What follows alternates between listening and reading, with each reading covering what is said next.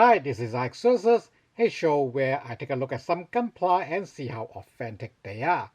This time, we are having another Your Gelgoog is Wrong episode. Not quite the reenactment of the Texas Conley, as the Josh Gelgoog and gang suggest. You may be asking, why is gang in an episode of Your Gelgoog is Wrong? The answer is Gyan at the very beginning have been in competition with Gelgoog. Well, both of them are in competition with the Aksak, but I haven't got that HG yet, or I haven't taken it out of my backlog. So also its development is not as directly related as to Gelgoog and Gyan. Like I have said in their respective video, Gelgoog is developed primarily of the GOG series, which was primarily developed by Zimat. They just don't get to finish the mobile suits because at that point they weren't an established successful mobile suit manufacturer.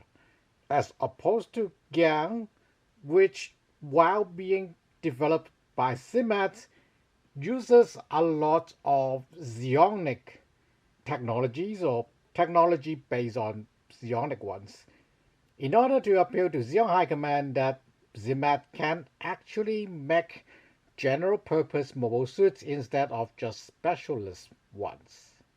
Hence why both of them doesn't look like a product of their respective manufacturers because they are actually trying to copy each other, and Xion High Command really want them to start sharing parts, leading to the maintenance unification program. Anyways, let's start comparing both of them. Now you can see how both of them have this under vent over the chest plate and then a clear abdomen body, which are Zimat signature to an extent, and then the legs are a lot more angular than what Xion mobile suit used to be, but still with a lot of rounded plates, just have more angular edges. Same goes for the arms, they are a lot more blocky than the early Xion's curvy designs. And you can even see the ball shoulder on both of them, just that Gelgoog have a larger shoulder pad on top, while Gyan just have a more reinforced shoulder. On the back, both of them just have a long skirt, and that's pretty much it. Both of them trying to copy off each other, and they got quite a few convergence of designs.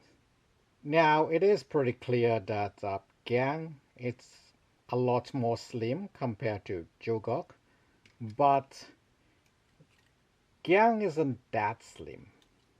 This is an older HG Zaku I, but even comparing both of them, you can see aside from the general choppiness of the era, Gyan isn't that slim, especially if we look from the back, where you can see Gyan got quite a bit of broader shoulder, or rather the shoulder armor is actually about the same size as the one on Zaku I, and while the legs are a bit longer, they are not that small. And I think the arms are the most telling. Gyan's arms are pretty beefy. They're pretty much the same size, if not a bit larger than the Zaku I. So aside from the legs not having propellant tanks like Zaku I, Gyan's overall proportion isn't slimmer than the Zaku I. Now I have mentioned between these two there should be a Galbaldy alpha that pretty much have parts from both Gelgoog and Gyan, but since Bandai haven't released that model yet, or I haven't got the Robo Tamashi for it yet, so let's settle with a Galbaldy Beta HGUC. Now with the Galbaldy Beta in the middle, you can see how the difference from Galbaldy Beta was made to be more similar to Gyan instead of either Federation or the Galbaldy Beta development team trying to make it less Xeon-like. Quite the opposite. They're not stopping Galbaldy Beta from looking like a Xeon mobile suit. They are just basing Galbaldy Beta off two different Xeon mobile suits, hence not quite Gelgoog.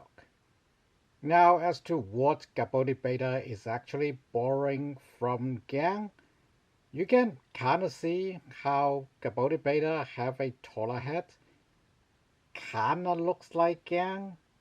Galbaldy Alpha definitely have a much taller head, whereas Galbaldy Beta is being a bit more sensible and have a Gelgoog base head with additional space on top.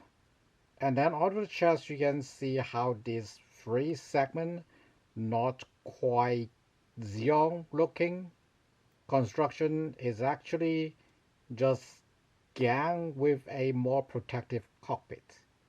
Now I know Galbaldy Beta's cockpit is on the left chest, but there are depictions where this rabbit is the cockpit hatch, and this was the cockpit hatch for Galbaldy Alpha. And for the skirts, you can clearly see how this shape is coming off of Gyan.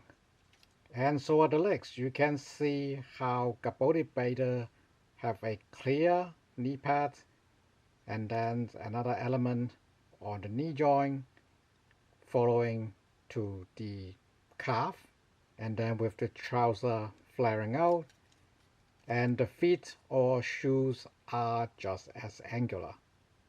On the back, clearly this is some Federation and Gelgoog influence, but otherwise the general shape is a lot closer to Gyan than actual Gelgoog. As for the backpack, Galbaldy Beta is definitely going full Federation, but Gyan also have a pretty minimalist backpack, so more or less coming from there.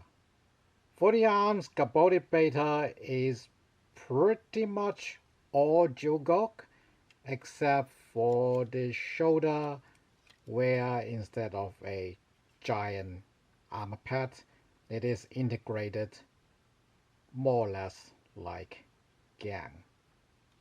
Another point worth mentioning is how Galbaldy Beta's shield have grenade launchers, which is kind of similar as to how Gyan have a shield with missiles and mines.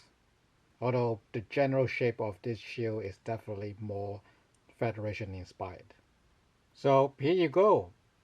A shorter episode, but with Gelgoog and Gyan besides Galbaldy Beta, it's very easy to see how the two married, for the lack of better words, or spawned Galbaldy in the end. And like I have mentioned, Okawara kind of designed Galbaldy Alpha in case the Gundam series goes a bit longer, but the original Mobile Suit Gundam TV shows ended up being cut short, so the Galbaldy Alpha design was not used. And during pre-production of Mobile Suit Gundam Z, the sponsors asked for more conventional designs amongst the more inventive, creative, new designs. And Nagano Mamoru is like, hey, the Galbaldy Hour thing that Okawara drew, I can make that work for the sponsors. And everybody is happy about that inclusion and that lineage to link up Mobile Suit Gundam and Mobile Suit Gundam Z. And that's why this episode exists. Now that I have built a Gyan, I can show you how it made Galbaldy Beta with Gelgoog. Thanks for watching. See you next time.